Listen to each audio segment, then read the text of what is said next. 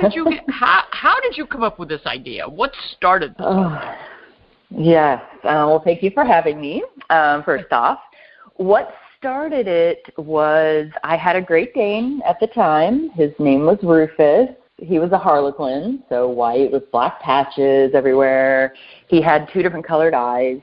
And I literally was like lying on his back one day, you know, just kind of lounging around. And whoever I was with, we were just talking about, where will we go when we pass away? And we talked about getting ourselves frozen. And then I was like, I'm definitely getting Rufus frozen with me so he can come with me.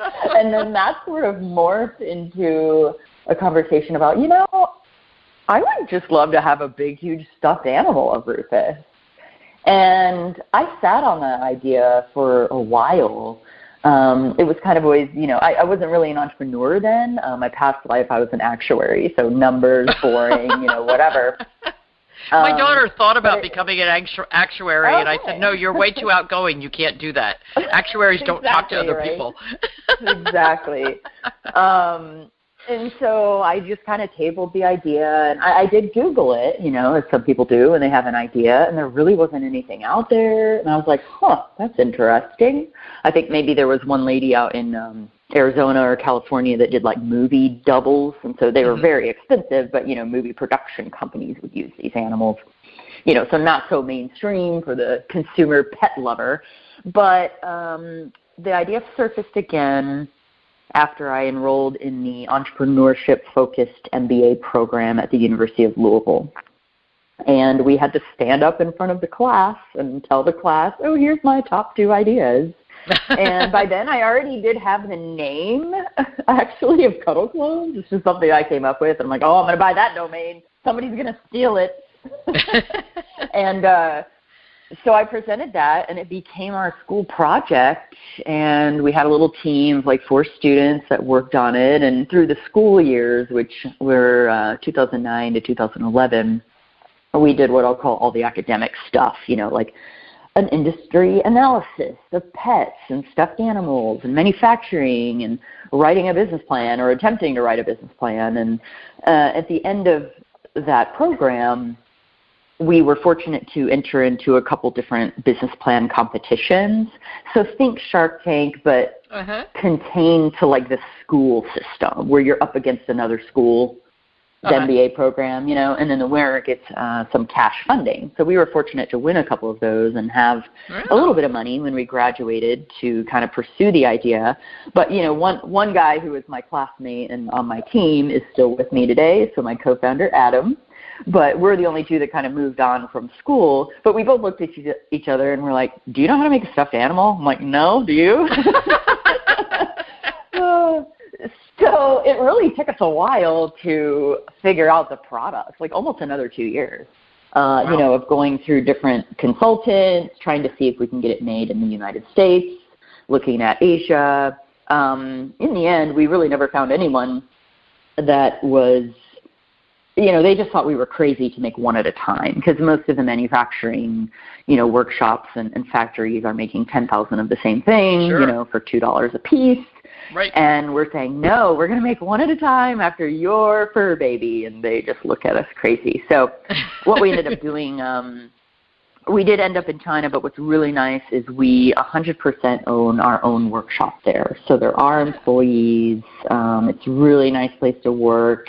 We can kind of have full control over the manufacturing and the quality, and it's really a team and a family for all of us. So that's how we ended up there. But I have Rufus sitting here next to me. I have 2 versions of his Cuddle Clone.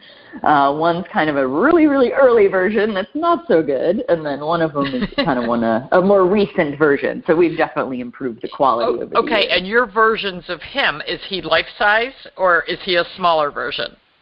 He's not, but he's pretty big. I want to say length, he's probably almost 3 feet long in length. Okay. Like with his so he's a big version. Sticking out.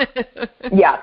And, we've tried life-size, Judy. We weren't very good at it. Your smaller breeds end up like life-size, your chihuahuas, your cats, hamsters, gerbils, guinea pigs. But our big dogs, they're pretty big as far as a stuffed animal, but they're not going to be life size. We tried it and we just weren't good at it. Like the bigger they got, the more disproportionate they looked, and sometimes they were bigger than the real dog, and we're like, we're not very good. And plus, it was like $1,000 because the shipping was so much. Oh, sure. So what's the strangest animal you've ever done?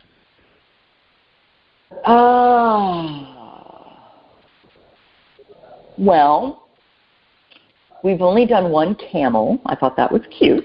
A camel? Was this someone's owned camel? Like I don't think so. They just wanted a camel? I think they submitted pictures of just a random camel. But so we've done a sloth. We've done some lizards and fish, which are interesting. We're actually really good at chickens, believe it or not. Really? If you go on our that's website, interesting. Oh, and there's so many breeds of chickens. Like there beautiful. Are. And my mother has 8 chickens. And it's weird that you should say the chickens, but a couple of years ago we moved in with my parents and we bought a house with 2 acres, even though we're in town, so it's a little strange. But we have 2 miniature horses in the backyard, and we have, between us right now, we're down to 7 dogs. But with all the dogs, and we do a lot of home prepared meals, I said, these eggs are getting really expensive. We should get chickens. So we got 8 little baby chickens, 3 different breeds, and we brought them home. And my mom grew up as a farm girl, so of course, she goes running out there and sees little baby chickens. So all the little baby chickens imprinted on my mother, and they follow you around. Yeah, she's like the Pied Piper out there. They follow her around. When they're out, they come look in the windows looking for her. So now I know I can get her a clone of her chickens. You can. Maybe she doesn't have a favorite. She'll have to have a collection of 7. She kind of does. There's one little one that's her favorite. So now I'm going to have to go take pictures of her chicken. So there's no pet we won't do. We do get asked once in a while if we do people, and I said, nope, we are pet people. We don't want to touch the humans. So. Well, there's definitely a difference in how you would make one versus the other. Yeah. Oh, that's really cool. So how many employees do you have making these animals? Sure. We've got, so we're based in Louisville, Kentucky. We've got 13 people here, and that's everything from customer service to shipping to marketing to IT folks. And then in our China workshop, we've got 32 employees. That's very cool. How often do you get to go to China? It's about once a year. Oh, that's awesome. And then we're on Skype like every 3 weeks or so. Oh, there you go. I've been to China once. I can't say that I want to go back a ton, but I do have some products that get made there, and haven't gone to visit. I guess I should. I probably will. Tell the audience that a lot of people are like, in China, I should get this for $10. It's like, no, these people are artists. Yeah. I mean, they go through an apprenticeship to become a plush designer. It's a very involved process. But they are truly artists. Like, that's what they're doing. They're not just sewing together a random product. They are recreating, trying to recreate the soul of your pet as best they can. Well, they did a great job on Myra because it's really interesting. On the 6,000-mile trip, I talked to that dog the entire way. And, we have tons of videos with her. Myra loved squeaky dinosaurs, so we went to a dinosaur museum. We took pictures in front of, when you're out, we were in the western U.S., so there's lots of, fossils and dinosaurs and museums and statues. And so we have tons of pictures. I think it's even in the Chicago O'Hare Airport. There's a big... Sue, T-Rex. Yeah, T-Rex, okay. Yeah, so there's that huge thing. So, of course, we had to take pictures there, too. So the whole thing became kind of crazy, but Myra had, thousands of followers following her 6,000-mile trek around the U.S. Cool. And, I had to thank you guys every single day that we were on that trip. All right, we need to take a break. So we'll be back. We're going to hear from our sponsors, and we're going to get some more information from Jennifer when we come back about how you can get your very own Cuddle Clone. Stay tuned. Welcome back. You're listening to Dr. Judy Morgan's Naturally Healthy Pets, and my guest for this session is Jennifer Williams from Cuddle Clones. And so we've been talking about my Myra, and I was just telling Jennifer during the break that the Myra cuddle clone is so realistic that our old dog Charlie, who absolutely despised the real Myra in life, absolutely despises the cuddle clone Myra. If he sees her, he will literally charge across the room to take her down because he never liked the real Myra, and he thinks that is the real Myra. When we got Stewie, the latest addition to the family, when he first met the Myra cuddle clone, he came over and his ears perked up and the tail was all waggy, and he sniffed her from one end to the other, and it was just like he was meeting another member of the pack because these things are so realistic. So, Jennifer, do you hear similar stories from other clients who get cuddle clones? I do. A couple short ones is, similar to your story of getting hate mail. We've had someone tell us a story of their car. Someone broke into the car to save a cuddle clone that they thought was a dog that was dying in the back on a hot day. No. When we traveled with Myra and we had her in the car, I would hide her under a bunch of stuff on the back seat because that same reason I didn't want people to break into my car because there was a dog in there. Yeah. But a more, sort of emotional story that we heard recently was we had a lady who had 2 small dogs, and they would always sleep in the same bed together, the same pet bed, and one of them passed away. And since that had happened, her other little dog would not touch that bed. He just missed his friend so much. She would put him in. He would immediately jump out and didn't really want to have anything to do with the bed. And she ended up getting a cuddle clone of the one that had passed and put it in, and she got it in a laying down position, kind of just like the old one. And as soon as she put it in the bed, the other dog that was still around jumped right in the bed and really hasn't left since. And so, he got his friend back too. So not only does it help people heal, but it helps other animals heal in a way. That is so amazing. So the cuddle clones can be made, mine is standing up, so they can be made sitting, standing, lying down, any position? Yeah. Cats, we typically don't do standing, so cats will do sitting or lying down. And then horses are standing or lying down. So we don't, I know horses can sit, but we don't offer that as a position for a horse. But, there's no reason we wouldn't. If you want one, just email us. I was going to say, I follow one on Instagram who's a miniature horse who sits a lot, so maybe. Okay, yes.